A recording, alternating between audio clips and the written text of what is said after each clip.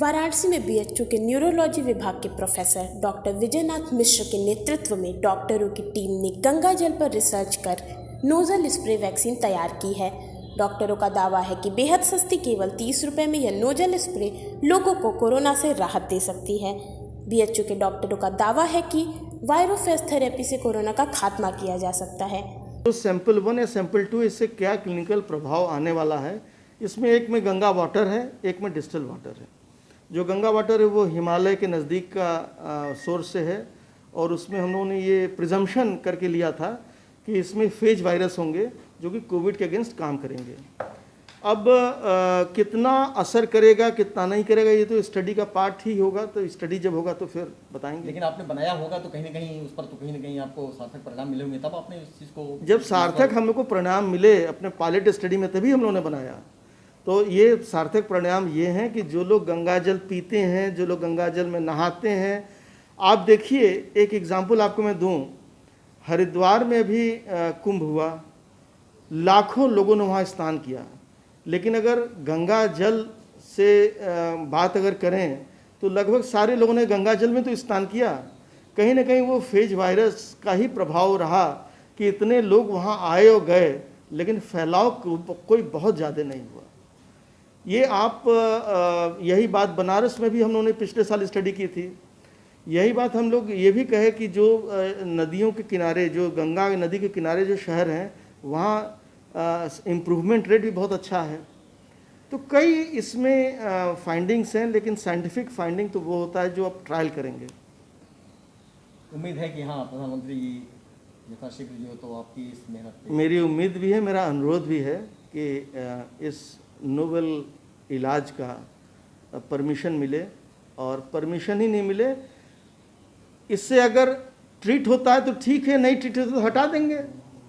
आपने 100 मेडिसिन तो ट्राई कर लिए, आप देखिए ऐसे ऐसे मेडिसिन ट्राई हुए जिनका कोई बाद में इस्तेमाल नहीं रहा। मैं तो ये नहीं कह रहा हूँ कि आप इसको इस्तेमाल कराइए, मैं तो कह रहा हूँ ट्रायल करना चाहिए।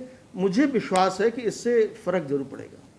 बीएचयू के डॉक्टरों की टीम ने आईसीएमआर व आयुष मंत्रालय को क्लिनिकल ट्रायल की अनुमति के लिए शोध प्रस्ताव और इसकी रिपोर्ट तैयार कर एथिक्स कमेटी को भेजी है और क्लिनिकल ट्रायल की अनुमति मांगी है। इस संबंध में अभी कोई निर्णय नहीं लिया गया है।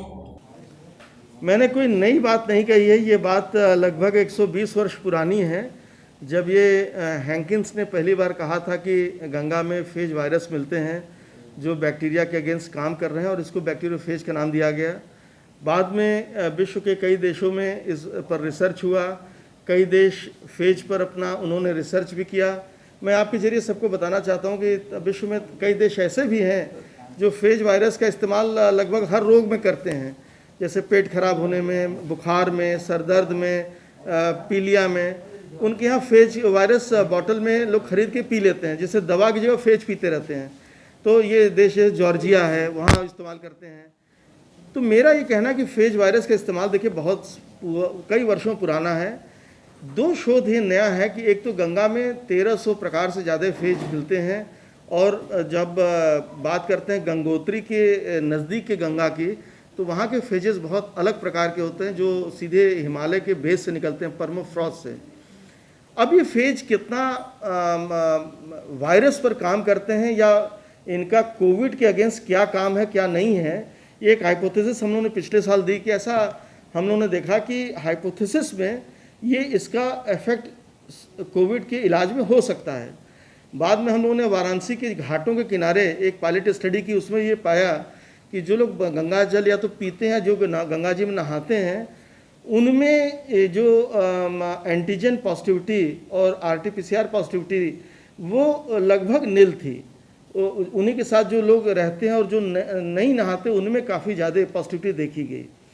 तो ये हम लोगों का अनुरोध है सरकार से कि क्या फेज वायरस जो गंगा में मिलता है उससे कोविड के अगेंस्ट काम इस्तेमाल कर सकते हैं। ये एक रिसर्च की बात है। पिछले 10 महीनों से हम लोग वहीं रुके हुए हैं, हम लोग को परमिशन नहीं मिली आगे जाने की। अब आगे एक आशा जगी है। जो हमारे स्टडी ग्रुप के मेंबर हैं अरुण गुप्ता जी, वरिष्ठ अधिवक्ता और गंगा न्याय मित्र इलाहाबाद हाई कोर्ट के, उन्होंने पिछले साल इस बारे में जब बात शुरू की तो महामहिम राष्ट्रपति जी को उन्होंने चिट्ठी लिखी थी और उनके ऑफिस से ये चिट्ठी ICMR और भी साइंटिफिक बॉडीज़ में गई, लेकिन परमिशन नहीं मिला, कहा गया कि नॉन साइंटिफिक है। बाद में हम लोगों ने इस बारे को जब पेपर पब्लिश किया और अब ये हाई कोर्ट में गुप्ता जी ने वो रिट दाखिल की थी, तो उससे हाई कोर्ट ने एक नोटिस दिया है साइंटिफिक बॉडीज़ को भारत सरकार के कि क्या इसमें हम आगे प्रोग्रेस कर सकते हैं। लेकिन मैं आपके माध्यम से कहना चाहूँगा, अपने अरुण गुप्ता जी को मैंने अनुरोध किया है कि एक प्रधानमंत्री जी को भी पूरा कंसेप्ट नोट दिया जाए, क्योंकि ऐसे डायनेमिक प्रधानमंत्री जी हैं और उनका ये रहता है कि इंडिजिनस मेडिसिन को आगे बढ़ाया जाए। तो ये तो पूरे विश्व में जानते हैं लोग कि फेज वायरस का इस्तेमाल कर सकते हैं। अब कोरोना के अगेंस्ट कितना है कितना नहीं है ये तो साइंटिफिक बॉडीज़ ही बता सकती हैं। तो मैं आदरणीय प्रधानमंत्री से अनुरोध भी करूंगा कि इसमें परमिशन दिया जाना चाहिए। नहीं, मैं उन जगहों की बात नहीं कर रहा हूँ जहाँ सीवेज गिरती है, मैं तो बात कर रहा हूँ गंगोत्री के ऊपर, जहाँ से ये एवरेस्ट के नीचे तलहटी से जो करोड़ों वर्ष पुराना जल जमा हुआ है, ये पिघल के गंगा जी बनती हैं। लेकिन मैं आपके जरिए एक बात और बताऊं, इंटरेस्टिंग बात है कि जब ये गंगा जी नीचे आगे कानपुर, इलाहाबाद, बनारस आगे बढ़ती हैं, तो जहाँ जहाँ सीवेज गिरता है वहाँ ये देखा गया कि गंगा जी में उन बैक्टीरिया के अगेंस्ट भी तुरंत फेज बन जाता है। ये गंगा की क्वालिटी है, ये और किसी नदी में नहीं देखी गई। मतलब आप समझिए अगर बनारस में हम अगर लें सीवेज जहाँ गिर रहा है, तो जो बैक्टीरिया सीवेज में गिरते हैं उसके फेजेस भी आपको तुरंत मिल जाएंगे। तो आपको जो सीवेज अगर आपको फेजेस अगर चाहिए तो सीवेज के नज़दीक के गंगा जल उठाइए, आपको फेजेस उस बैक्टीरिया के अगेंस्ट मिल जाएंगे। तो मैं यही कहना है कि गंगा में क्वालिटी है ये कि हर ऑर्गेनिज्म के खिलाफ तुरंत फेज एक्टिव कर देता है। तो वो फेज क्या हम कोरोना के अगेंस्ट एक्टिव बना सकते हैं। जैसे हमारे इंडिजिनस वैक्सीन है कोवैक्सीन, उसमें डेड वायरस है, उसमें वायरस है जो वो लगाते हैं हम लोग वैक्सीन। तो आप सोचिए कि हमारे पास एक वैक्सीन हमने वायरस का लिया, ये वायरस जो हम ले रहे हैं ये ट्रीटमेंट के लिए ले रहे हैं, ये वैक्सीनेशन नहीं है, ट्रीटमेंट है। तो कैसे ये पूरी प्रक्रिया, बहुत आशा भरी नज़रों से दर्शक जानना चाह रहे होंगे देखने की, कैसे इसको। ये बहुत सिंपल प्रक्रिया है। देखिए, जब गंगा में ये पता है कि इतने फेजेस वायरसेस हैं और गंगा जी में क्वालिटी ये है कि जो भी विषाणु आए उसके खिलाफ वो फेज एक्टिव हो जाते हैं, तो इसी क्वालिटी को हम लोग को यूज़ करके देखना चाहिए कि क्या ये कोविड के अगेंस्ट भी उतने एक्टिव हो जा रहे हैं। कुछ अभी प्राइमरी रिजल्ट्स हमारे पास अभी आ रही हैं जिसमें ये ऐसा लगता है कि एक्टिव है, लेकिन ये तो वाइडर साइंटिफिक बॉडी ही कह सकती हैं, हमारी अपनी लिमिटेशन है। मुझे पूरा विश्वास है कि फेज वायरस कोविड पर काम करेगा। मैं ये बहुत दावे के साथ अपने मन से कहता हूँ, लेकिन इसको हमको विश्व को बताने के लिए एक साइंटिफिक बेसिस जो हर कोई मांग रहा है वो चाहिए, जिसकी परमिशन सरकार को देनी है। उम्मीद लग रही है? उम्मीद बहुत लग रही है। मैं आदरणीय प्रधानमंत्री से अनुरोध करूंगा कृपया हम लोग को परमिशन दी जाए, क्योंकि मानव जाति की भी बात हो रही है। ये मानव जाति की बात है। आप देखिए, इंग्लैंड फिर से लॉकडाउन में जा रहा है, विश्व के कई देश लॉकडाउन में वापस जा रहे हैं। हम वैक्सीन की बात कर रहे हैं, वैक्सीन हम लोग लगा रहे हैं, लेकिन स्ट्रेन इतना जल्दी म्यूटेशन कर रहा है, आप म्यूटेशन का रेट इतना ज़्यादा है कि हम लोग परेशान हैं इससे। इस तरह की चीज़ों पे लगातार सोच कर रहे हैं, कैसे दिमाग में आपके जहन में ये बातें आई? क्या तीसरे फेज की तैयारी सरकार कर रही है और आप इससे बचाने के लिए इस पर काम कर रहे हैं? देखिए, ये तो हर भारतवासी का, पूरा देश का ये एक कर्तव्य बनता है कि मानव जाति को बचाने के लिए जो कुछ भी हमसे बन पड़े हम लोग करेंगे।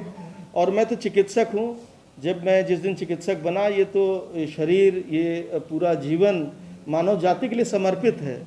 इसमें हम लोग कुछ कर पाएं, ये बहुत बड़ी बात होगी।